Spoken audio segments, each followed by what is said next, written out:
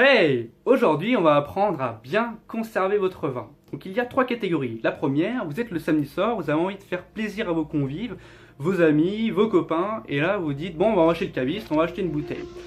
Soit vous achetez une bouteille de rouge ou une bouteille de blanc. Il y a deux choses à savoir pour bien les conserver. Le rouge, ça se boit entre 16 et 18 degrés correctement. Donc mettez-le, aérez-le, ouvrez-le un petit peu avant, 1 heure, 2 heures avant, ça dépend de ce que vous achetez comme bouteille. Et vous le mettez dans un endroit où il y a très peu de passage, un petit peu dans le noir, dans un petit placard où il n'y a pas trop de chaleur. C'est nickel. Si vous avez un blanc et qu'il fait chaud et que dans votre maison vous chauffez à 25 degrés parce que c'est l'hiver, là mettez-le un petit peu au frigo, mais ne le mettez pas toute la journée au frigo. Parce que s'il fait froid, et bah, les arômes vont pas être correctement mûris et donc vous allez gâcher votre dégustation entre amis. Deuxième catégorie, vous avez comme moi une cave de conservation du vin, un frigo à vin. Vous achetez ça à 300 € sur internet, en magasin, et vous pouvez mettre là sur la mienne 70 bouteilles. Il y a des caves où vous pouvez mettre même jusqu'à... Il y a des caves où on peut mettre 200, 300 bouteilles facilement. Ça coûte très cher par contre. Et là, c'est à peu près à 12 degrés, c'est-à-dire qu'il y a un système d'air frais qui passe. Il y a des bouteilles, je peux les garder jusqu'à 2 ans.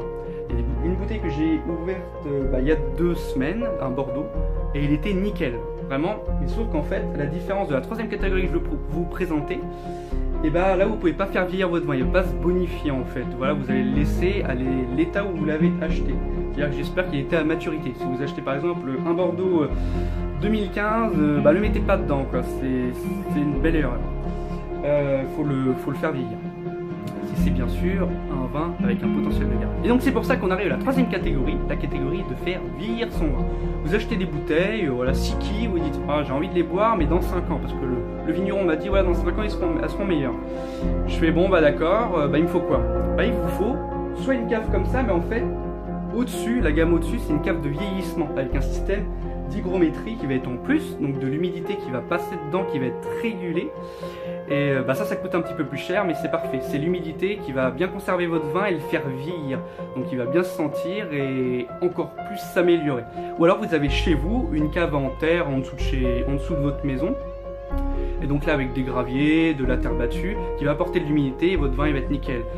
À l'abri des vibrations, à l'abri du soleil, des mauvaises odeurs, à peu près à 12 degrés, 80% d'humidité minimum. Et là votre vin, il va être nickel. Après, on peut pas faire vieillir n'importe quelle bouteille, je vous le rappelle. Moi j'ai pas de cave de vieillissement parce que ça me suffit. On met les bouteilles, on les ouvre, on en remet, on en boit. Moi ça me va, j'ai pas vraiment le temps de les faire vieillir en fait. Bon moi je vous dis à bientôt et puis si vous avez des questions, posez-moi-en en commentaire.